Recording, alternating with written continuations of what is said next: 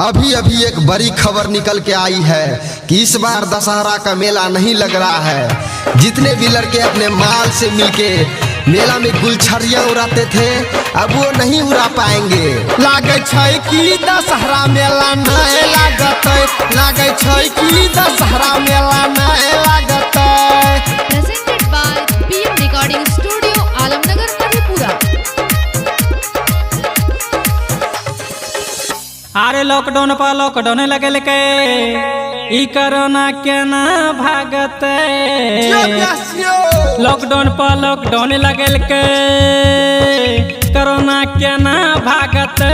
लागे छै कि दशहरा मेला नहीं लागतै, लागे छै कि दशहरा मेला नहीं लागतै। अरे नहीं लगते दुकान दौड़ी झुलवा छोड़ी केना झूलते। अरे नहीं लगते दुकान दौड़ी झुलवा केना झूलते। लागे छै कि दशहरा मेला नहीं लागतै, लागे छै कि दशहरा मेला नहीं लागतै। Mixed by Balabhadra Singh. सभे दूरी बना के आगू बढ़ते, एकाएकी मैया के पूजा करते। सभे दूरी बना के आगू बढ़ते, एकाएकी मैया के पूजा करते।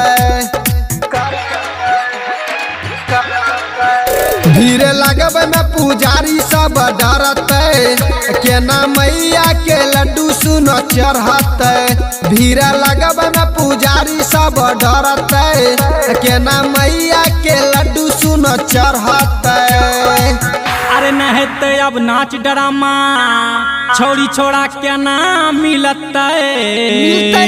अरे नहीं तो अब नाच ड्रामा छोड़िया के नाम मिलता। लागे छै कि दशहरा मेला नहीं लागतै, लागे छै कि दशहरा मेला नहीं लागतै। Presented by PM Recording Studio, Alamnagar Madhepura.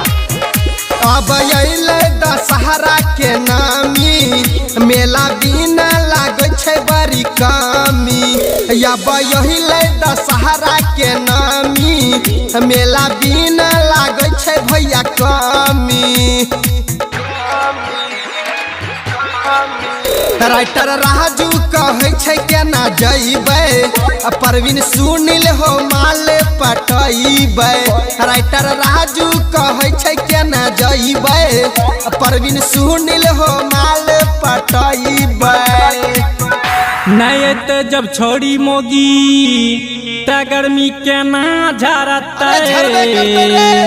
नहीं तो जब छोड़ी मोगी गर्मी केना झरते।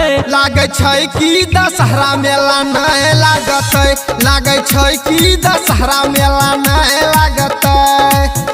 यारे लागतै रे भैया लागतै, तोहे टेंशन नहीं ले मेला लागतै। सही है कि रे।